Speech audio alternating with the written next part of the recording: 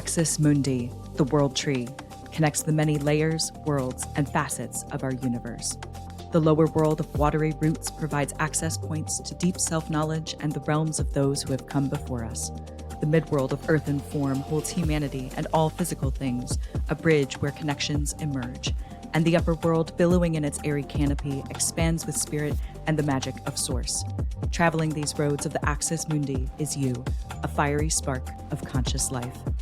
Through this podcast, we meet beyond time and space to explore the information found along the vast arterial pathways of the universal Axis Mundi. In each episode, follow your unique compass through this journey of self-knowledge, taking what resonates and leaving the rest. My name is Meg Bartlett, and this is the Axis Channel.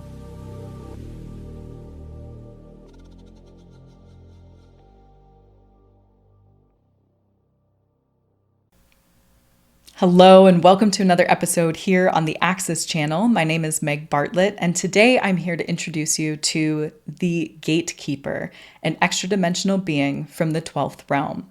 Now, if that sounds a little wild and crazy to you, don't worry, it's wild and crazy to me too. This is a very new facet of my life. This is something that I have been working towards over the last year without even knowing it. Just my soul kind of knew what to do. It was a step-by-step process that led me here, and I'm just very excited to share this with you today. If you listened to our last episode on sleep paralysis, then you know about the training that I've been undergoing, and if you'd like to know more about that, why don't you go back and listen to that one before stepping into this episode. Okay, before we get started as well, just one note, if you would like to watch me speak to you instead of just listening to the audio only on a podcasting platform, feel free to head over to YouTube where you can see my beautiful face.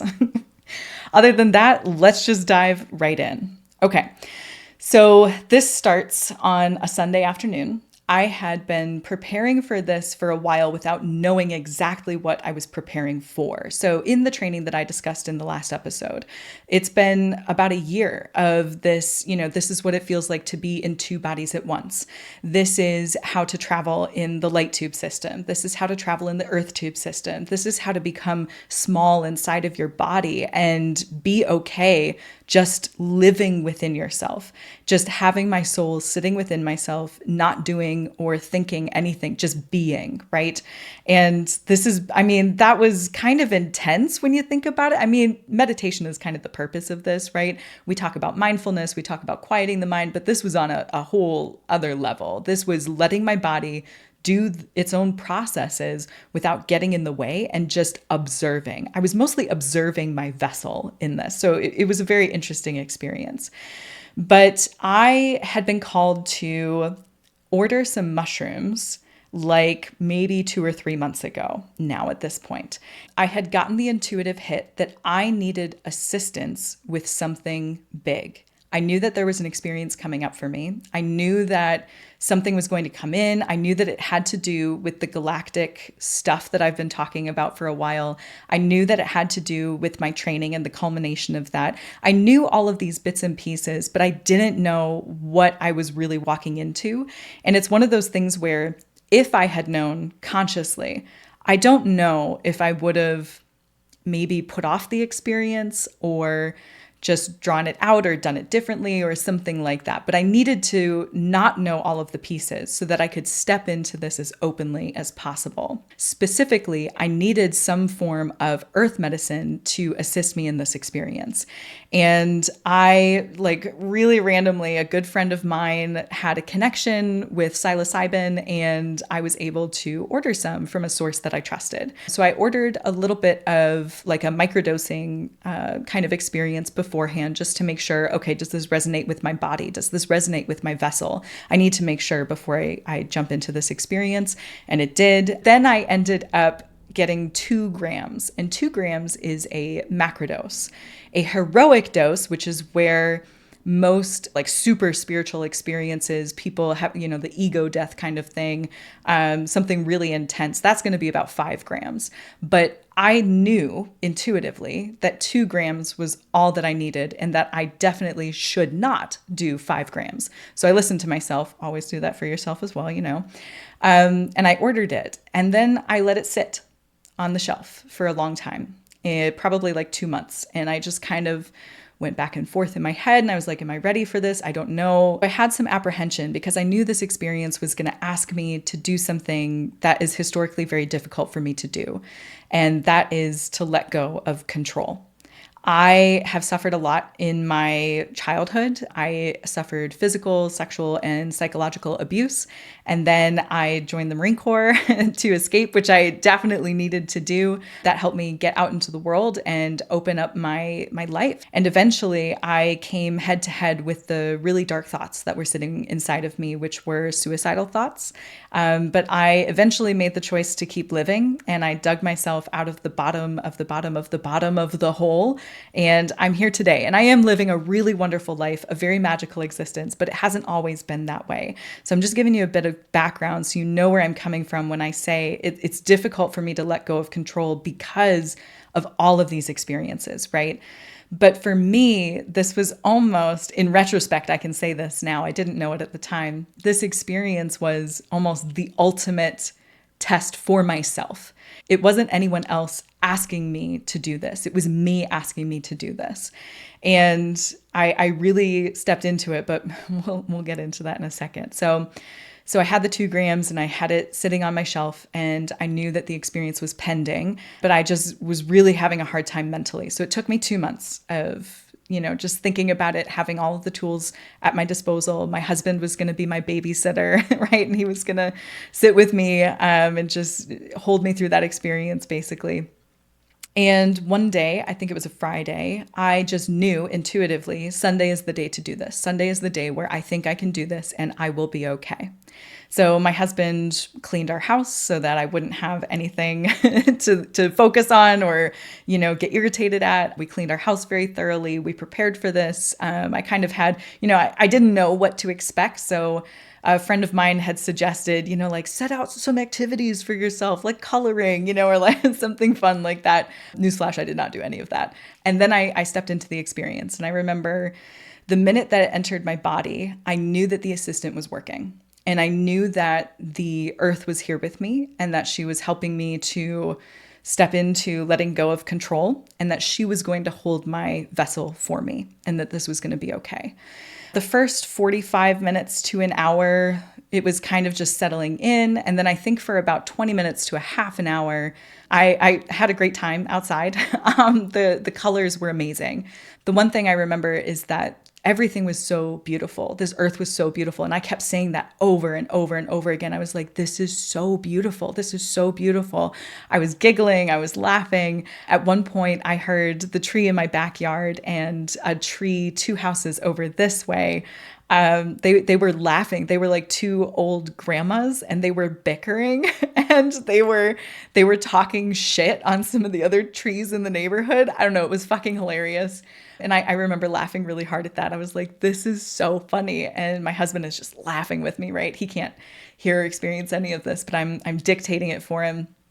And then I felt the gatekeeper, and I knew that this was the purpose, but I was really struggling with that.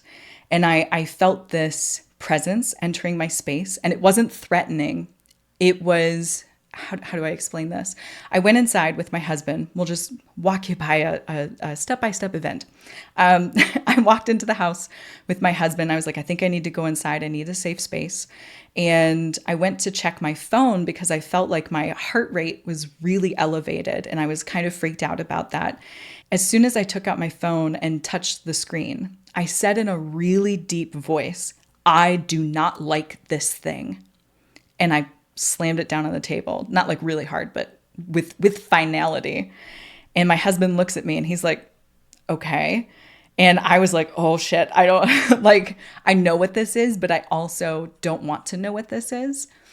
And I just remember I could not touch technology, social media, anything connected to social media. I was just really, really turned off of. My husband walked me downstairs and he said, well, let's sit in front of the TV. There was this nature show playing for our dog. He's bougie. And my husband was like, why don't I just try playing video games? And as soon as he brought the game up, I was like, no, I do not like that nature shit only, right? Like only the nature. And I remember sitting back and I was starting to get a little panicky, but I knew that I shouldn't get panicky because that was going to interfere with the experience. And eventually I hit the nail on the head and I look at my husband and I say, Brandon, I'm so scared right now of losing control. I am so afraid of you seeing all of me because I don't know what our marriage is going to be like, what our relationship, what our friendship is going to be like after this, after today. And my husband looked at me and he was like, it's okay. I'm here with you. And I was like, no, no, no, you don't understand. You're about to meet all of me. And I was like, and this might be too much for you. I was not concerned about myself. I was concerned, and I told my husband this. I said, I care about your opinion so much. I care about how you see me so much because I love you so much. And I know that I should be comfortable within myself, but I said, I'm so afraid that this is going to be too much for you and that I'm going to lose you after this experience. And that was a really, really big fear for me. And this is where the universe asked me to let go of control. It asked me to let go of the need to know if my marriage was going to stay okay at the end of this. And that was really, really hard. And Brandon was there with me. I mean, he's a fucking angel. So he was fine with the whole thing. And he held my hand and he was like, it's okay. It's okay to let go. It's okay. And I just said, it's okay. And I said, I'm going to believe you. And he said, okay, please believe me. And I said, okay. And then I shifted. And all of the training that I have experienced over the last year came into play. My soul, the part of my soul that is Meg, became very, very small. Not in a negative way, just she put herself in a corner of my body, my human vessel, to make room for the gatekeeper. And the gatekeeper is an extra dimensional being from the 12th realm, and they stepped into my body. And it was so incredibly difficult for me to be in two bodies at once, in two perspectives at once, while sitting inside one human vessel. And that's as good, I think, as I can say it. We'll try a lot more here, but that's like the basic consensus that I've come to. And all I did was I let go of control. I allowed this greater part of me, because the gatekeeper is a part of my soul. This was, you might call it like a soul retrieval, but this was on a level I have never heard about. I have never read about. I've never done a soul retrieval, before, like that type of an experience. And I did this for myself. It was wild. It was intense. It was so viscerally real. And I felt every single waking moment of it in my human vessel. But if I had not gone through the last year of training myself how to feel into my body, I don't think I could have accomplished this. The gatekeeper is taking control of my body. And me, Meg, I am just a small little facet in the corner of my body. And I'm allowing this massive giant, it literally is a giant, to enter my vessel. And for the next 3.5 hours, the gatekeeper talked to my husband and sat inside of my body and tried to adjust. It took 3.5 hours before I could get up and walk anywhere without falling over, because I felt so disoriented, and we'll get into why in a second. But it was such a monumental task. And even the gatekeeper themselves, they kept repeating over and over and over again to Brandon, I don't think you know how difficult this is. I don't think you know how big of an ask this is from the Creator. I don't think you understand how difficult it is for me to not rip this body in half as I'm trying to step into it. And none of this felt negative. I have to tell you that. This felt, it was difficult, but it was amazing at the same time. And it felt whole and complete.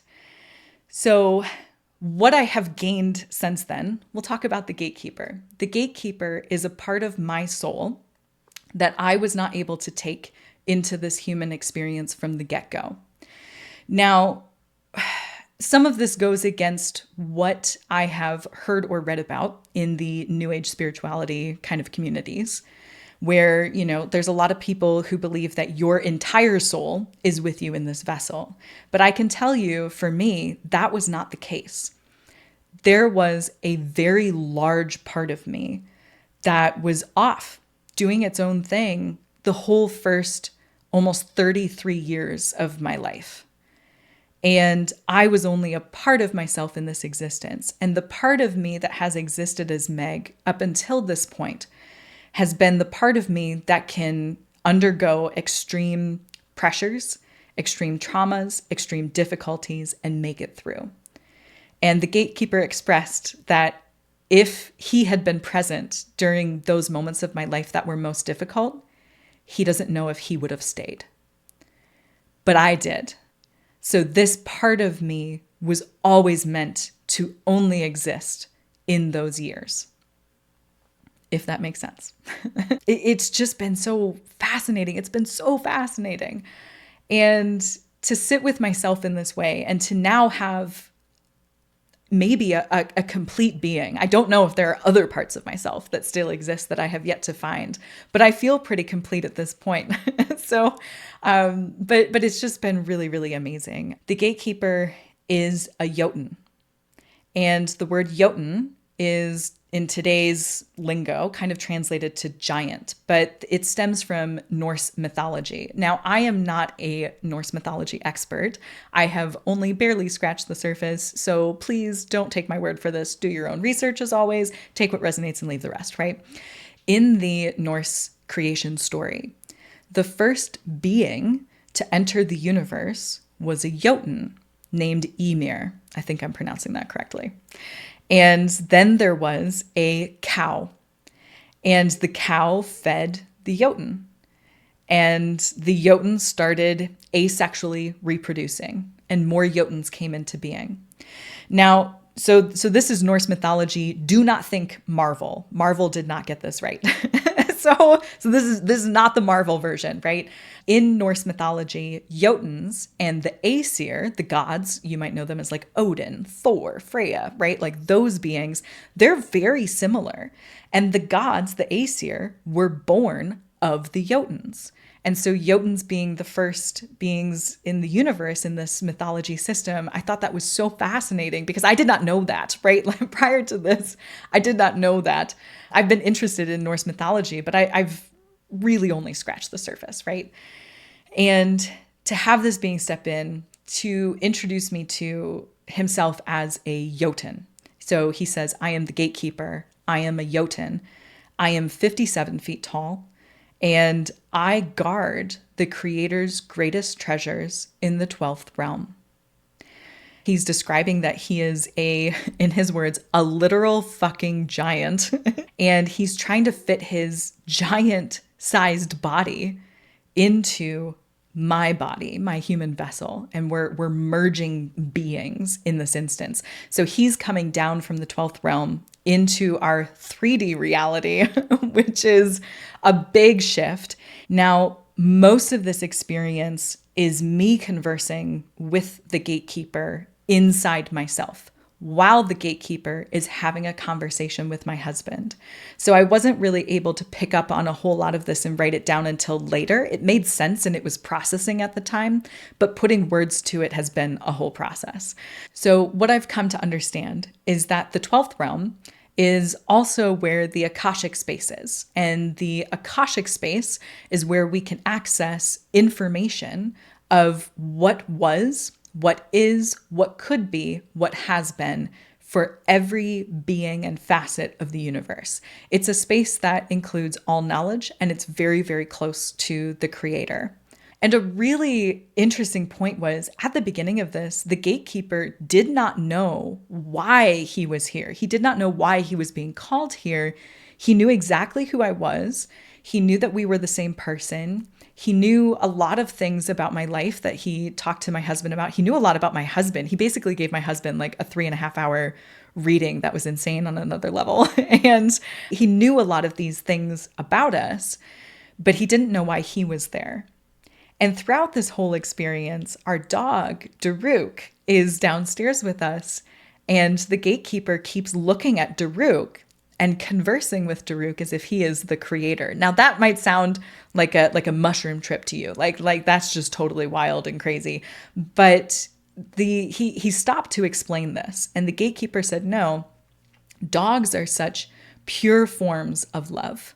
When you think about a dog is a reflection of their environment. If you're shitty to a dog, that dog is going to react out of fear. But if you show them love, they will show you unending love. Always love. The kind of love that you cannot find anywhere else. You know, a dog is they're always happy to see you. Every time you come home, it doesn't matter how long you've been away. It doesn't matter if you went on a trip and it's 2 weeks later, right? They are so happy to see you. They don't get pissed off at all. They're the most loving, forgiving creatures on this planet. And the gatekeeper said that's because every dog has a little spark of the creator within them. And the creator can step into any dog that it wants at any point in time. I thought that was really beautiful. And the Jotun, the gatekeeper, goes on and he keeps asking the creator, our dog, he keeps asking, when are you going to tell me what this is about? When are you going to let me out of this? Are you preparing me for another assignment? Is this my next job? Is this my next mission? And he starts asking the creator these questions. And I'm just listening and observing this part of myself questioning what is going on. And we come to the consensus that the creator knew that the gatekeeper might not want to come here. And through this, both myself as Meg and the creator had to almost convince the gatekeeper that this was where he was needed most. And that nothing else, nothing really harmful, nothing really traumatic is going to happen to me for the rest of my life because I've already done that. I have paved the way. I have done the work for myself to fully step into this experience. And I have chills saying that because it was so monumental for me. And it was so, honestly, and I feel like I'm going to cry. It was so validating. It was so validating for everything that I have experienced to finally be told that it's over. And now this part of me that might not have made it through those experiences can step in and be here with me in a whole space. It's absolutely beautiful. So we're getting through here, right? It's 3.5 hours. The biggest physical thing that was difficult was my nose and my sinuses. So third eye, throat chakra area. It was so swollen, puffy. At one point, my nose started bleeding a little bit. It was really tough. And it was very significant, right? I could really tell that something was happening. But we got there. We got there. And after I was walking upstairs, I kept repeating, it took. We did it. It took. The process took, the experience took. And I thought that was just so fascinating. After the experience, it's been really interesting sitting with the gatekeeper and learning more about them and the work that I'm about to do. And the purpose of them joining me in this lifetime is that as a gatekeeper, they have guarded literal gates of creation in the 12th realm. And I knew last year that I was going to start recording galactic histories. And the purpose of that is to bring information from elsewhere throughout the universe here on Earth to help us through the transitions that we're going through right now. And the ways that I'm going to do that are through writing books. And I'm going to publish them as science fiction novels. And you, dear listener, you know, in my personal view, that I believe these stories will be real. But to everyone else, it doesn't matter if they believe it's real or not. All that matters is that they are exposed to the information, and it can just be a really good story, and that's okay. But for you, listener, the gatekeeper will be helping me open these gates to the information so that I can start recording it. And I already have something that I'm working on. I have 2 pieces that I'm working on currently. I think they're both going to be novels. I don't know how long, and I will keep you posted on those because I still have to get my self-help memoir book out there first, which, if this is the first time tuning in, I wrote a memoir over the last year titled How to Heal Your Nightmares. It's a memoir and guide for meeting your nighttime monsters and using their wisdom to heal your life. So that will be coming out very soon here. But these other books are going to follow in its wake. And it's going to, this is a 180. This is not memoir. This is science fiction. So that I'll be publishing it under. But this is the purpose. And I think this is so fun because I don't hear people talking about this a whole lot. When I think about people who are really spiritual, who are doing work that is deeply in tune with the creator, whatever their version of source is, right? They come across as healers or readers or information sharers or, something like that. I don't hear about writers. And so I'm just really excited because I never would have even considered that as an option. So that's the Jotun's purpose. I'm going to read from my notes now and we'll see what I missed and we'll see what we can get out of this. Okay, first note, The Gatekeeper is also funny. This wasn't just like a really shitty experience. And after the 3.5 hours of adjustment, it did take me several more hours to come down from this. So total, my 2-gram experience was over 12 hours, which is obscene, which that's not typical. Typically, it's only like 4 total for that amount. And for me, no, it was not. But he was pretty funny with Brandon as well. He kept talking to Brandon. He liked the nature show. At one point, there was a horse that came on the screen and the gatekeeper looked at it and was like, that is a terrifying looking creature. And just was like, please skip ahead from that one. Like he did not like horses, which I thought was hilarious. I personally don't mind them. Okay. At some point, Brandon's phone was annoying us too much, and we told him to go put it upstairs. We were literally sitting on the stairs then, gatekeeping him from escaping to his phone. It was really funny and amusing. So in this part, again with the phone, that was maybe one of the best points of it. Since integrating with the gatekeeper, sometimes I get sucked into my phone still, but sometimes I have a deep set aversion to it where I am like, absolutely not. I cannot be on this thing. And I appreciate that because it's been really difficult for me to, not get sucked into it in the past. But Brandon, throughout this, and this was asking a lot of Brandon. So let's talk about Brandon real quick too. Afterwards, right, part of me is like, oh shit, Brandon just had a 3.5 hour conversation with an extra dimensional being who is me.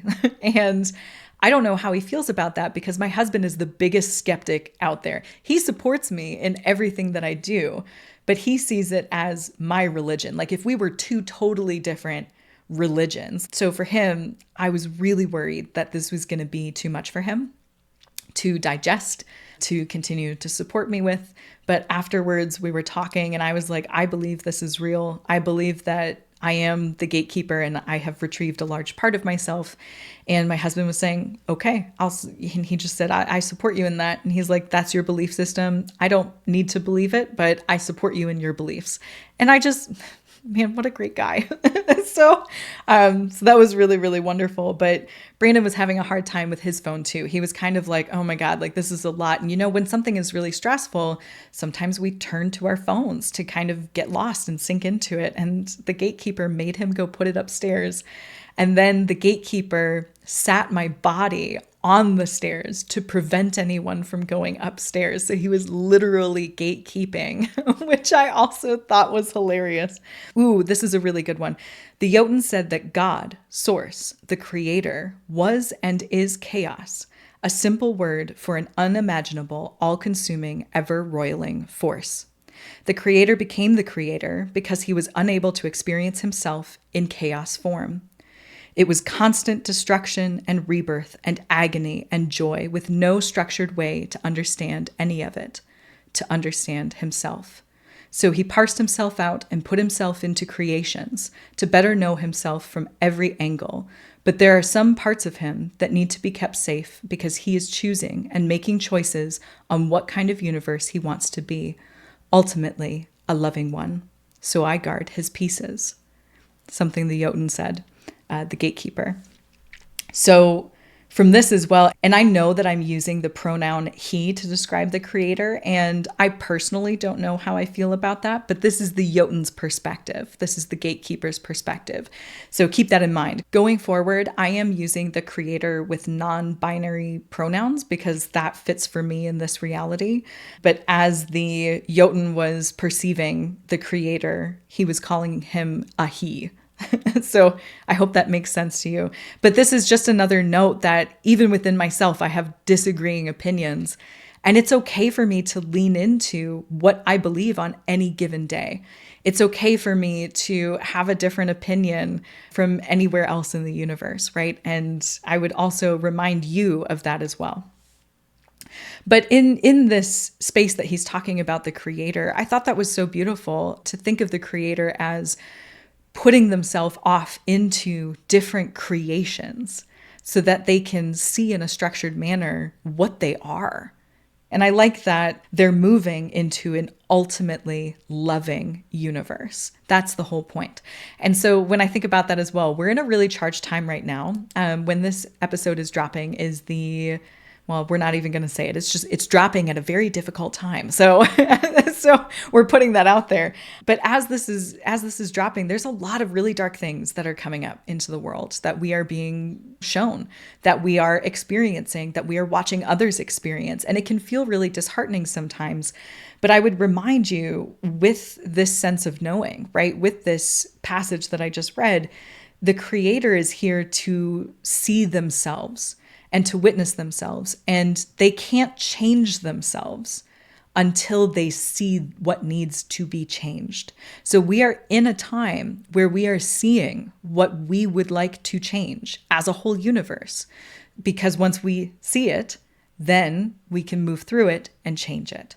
He also talked about the construct. Ooh, yes. So the construct is a layer in this existence. It's not like the Matrix. It's entirely a creation of the mind. We might call it the veil as well, but he refers to it as the construct. And we'll have an episode on this next time as well, where I'll be breaking down the construct. I'll also be breaking down what I've learned from the gatekeeper about parallel lifetimes, parallel timelines, their purposes. We'll also be talking about the difference between fate and free will. Now, I had a conversation with a couple of friends on their podcast recently about the difference between fate and free will and what all that means. And at the time, I have a different perspective than I do now. So that might be fun. I'll reference that one in that episode. But I also told them during the recording, I said, I feel like my views are going to change in the future. So I'm leaving this up in the air right now. I was like, this is what I believe right now, but I believe that my views are going to change in the future. And I'm just like, I'm smiling at myself because I'm like, I knew I would have a different way of seeing that. I think that's so fun. Okay, a last note. A year ago, I started that training in the dream space with the sleep paralysis and all of those things. But I also started heavy weightlifting in the very physical sense, like going to the gym, squatting, bench pressing, like big weightlifting. And it's something that I used to do in the military that I really, really loved. But in the military, I had to fit within a certain weight standard. And I pack on muscle really, really easily, and muscle weighs a lot. And so I really struggled in the military because I liked weightlifting, but then it would send me over my maximums. And then I would have to go through this whole awful process of meeting weight requirements in the military. We'll get into that maybe never, but it was just really, really awful. But now I don't have those restrictions. So I was able to really step into weightlifting, and I got the sense that I was making room for something in my body, that strengthening my body was also strengthening my mind and my spirit, that all of these things are interconnected. So while I was doing the dream training and the sleep paralysis and the being in two bodies at once, I was also building this very physical component.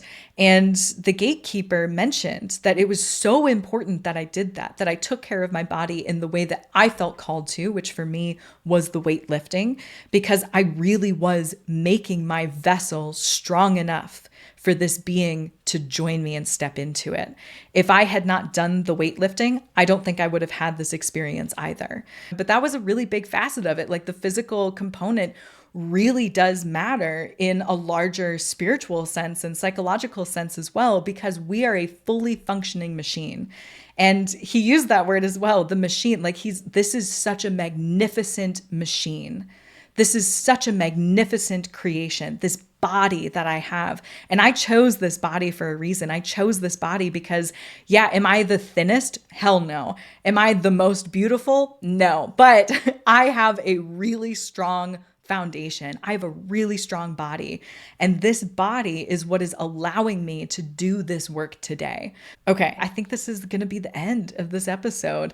Let me know. You know what? Why don't you head over to my website if you have questions about the gatekeeper, about this process, about anything that I've talked about today? Ask those questions. Send me a note, message me on Instagram, make a comment on the YouTube video, wherever it is that you are listening from, find me and ask me a question. I would love to have an episode in the future answering your questions where I can talk to you with my face and everything. So go ahead and send me those questions, like and subscribe for more content. Sign up for my weekly newsletter if you haven't already. That's the big consistent thing that I have going on right now. And I'll see you in the next one. I'm just so excited, guys. I hope you have a really, really good day. Bye.